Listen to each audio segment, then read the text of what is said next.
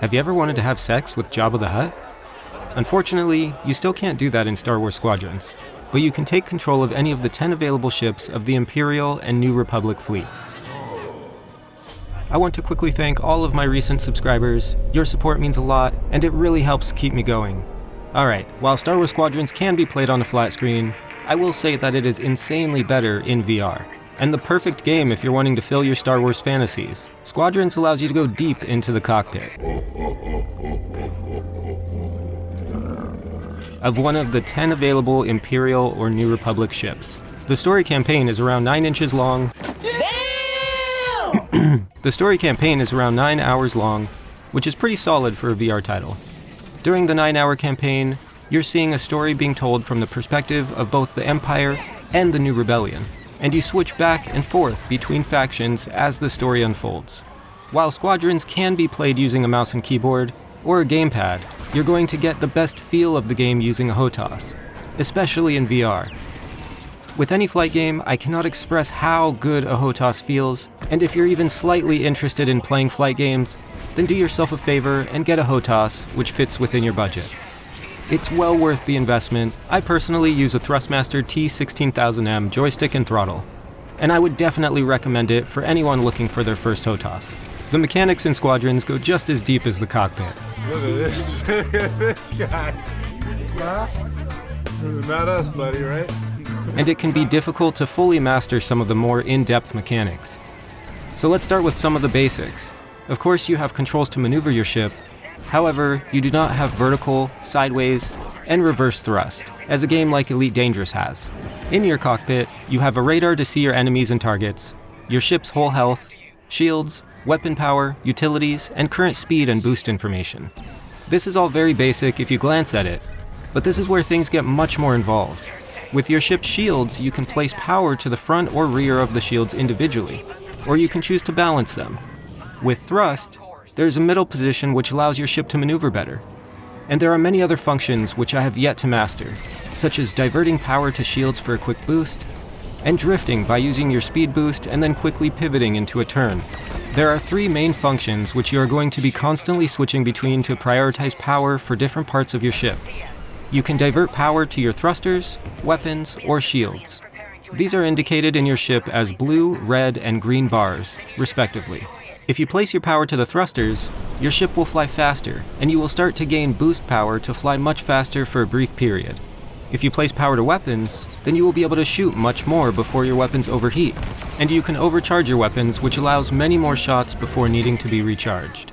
And when you place power to shields, your shields recharge faster, and you can overcharge your shields for additional protection. There are 4 types of ships: fighters, support, bombers, and interceptors.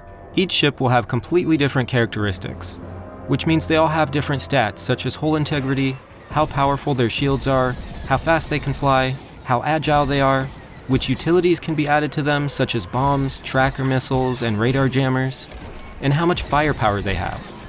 I personally enjoyed the A-Wing the best, because it was agile, fast, and its weapons fired very quickly to take down enemies. Its cockpit was also very open, meaning I could look around me to see what was going on, which you cannot do in all ships since their cockpits are all different.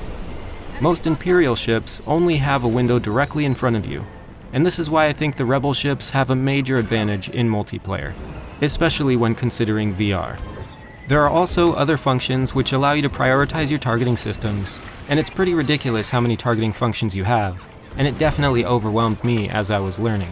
I personally find this the most frustrating part of the game, and I'll talk more about this when I rant about the negative aspects in the game later on in this review. So let's talk about the game aspects and what I found enjoyable in Squadrons. There are many variations of maps throughout the single-player campaign, and I enjoyed each and every one of them. From vast, dark open space, beautiful pink nebulas, space stations, and debris fields from destroyed ships floating endlessly in space, which you can fly through. Squadrons made good use of map variety, and I really enjoyed maps where there are tight spaces you can fly through. Anyone can fly around in space without any obstacles. There aren't any challenges there. So when I played through maps which had obstacles to fly around and through, it added such an amazing feel, because I felt like an absolute badass dodging incoming fire as I navigated through space debris. Flight games are perfect for VR, and each ship has its own unique feel, and every cockpit is incredible to sit in VR. The story campaign does a great job at setting you up for the meat of the game, which is multiplayer. Throughout the entire story campaign, you are constantly learning how to control your ship's functions and how to properly take down larger enemy ships. There are constant reminders and pop-ups which assist you in learning the controls. And all of these controls are applied to multiplayer, so I highly recommend playing through the story campaign before even touching multiplayer, because you will have no idea what you're doing if you jump into it without any foundational knowledge of how the game's mechanics work. In multiplayer, I will say VR has quite an advantage over flat-screen players.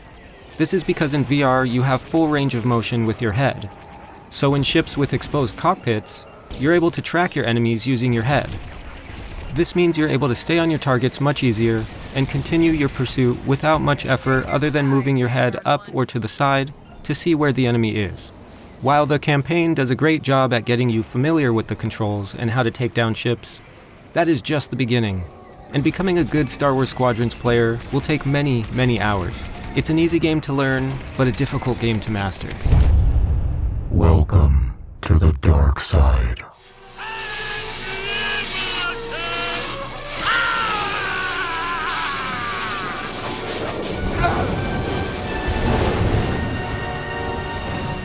As with most hybrid flat-screen and VR titles, I think developers should pick one or the other. Squadrons is a great example of this, and it shows in their story campaign and even in multiplayer. If we look at the cinematics in VR, we can see that they are just a normal flat-screen cinematic placed in VR. If this were a dedicated VR title, then these flat-screen cinematics would not exist, and it would feel like an actual VR title. When I was taken out of my immersion each time and placed into a dark room with a single flat screen in front of me, it reminded me that I was playing a hybrid title, and removed me from my immersion. There are also issues with this when it comes to multiplayer. And I mentioned prior, VR players have quite an advantage when it comes to tracking, because they have full range of their heads to look around their cockpits to track those enemies. Aside from this, there were some other minor flaws which I found in the game, but nothing too serious. While in VR and looking around in space, I noticed stars would suddenly fade in as I looked left and right while they were rendering in. This of course isn't noticeable when in mid-combat, but it was something I noticed when cruising around while not in combat. The lighting effects are absolutely terrible in hangars when talking to your crewmates. Light sources seemed to be non-existent, and lighting seemed to come from a single source while there were other lights surrounding the character model. Reflective surfaces were static, and when viewing them from different angles, they just made no sense at all and didn't match up. The characters lacked personality, and voiceover work was pretty dull for the most part. On Miriel, we're taught to respect and listen to the Force. In VR, I felt like I was talking to droids and not real people. Voiceover work wasn't the only issue, and animations were also very robotic. And even AI ships would suddenly turn unnaturally as if they followed a predetermined flight line. This all reminded me of Mass Effect Andromeda before they fixed their animation issues.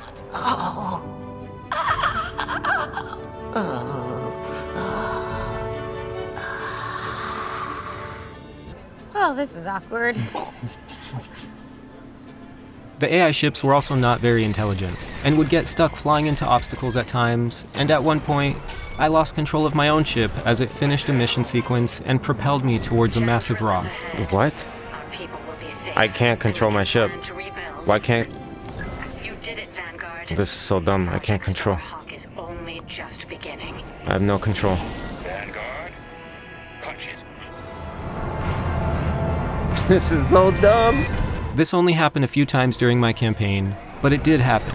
This one is a personal issue, but I was hoping for some missions which were on planets so I could fly close to the ground.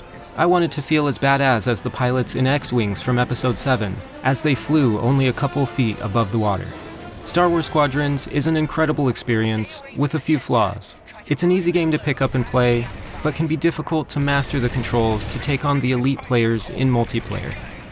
The story campaign had enough variety in its environments to keep me wanting to play, but the characters lacked personality and felt bland. The primary appeal to many people will be the multiplayer, and that felt good. With a proper crew to communicate with, I can see myself playing many more hours in Squadrons multiplayer. I was streaming Squadrons on Twitch, so make sure you stop by next time I'm live, and you might see me playing the next game I review. Thanks for those who voted on the game which I should review next in my community poll, which will be Microsoft Flight Simulator. I'll be reviewing every game I play in VR, so if you enjoyed the video, subscribing is the best way to get more. Make sure to hit the bell to get notified as soon as I release new videos, and liking the video will show your appreciation. Leave a comment down below and let me know what you think. And if you want to know what's on my mind, then follow me on Twitter. Links to everything are down below in the description. And as always, make sure you think for yourself, which means question yourself, do what makes you happy, and I'll see you all next time.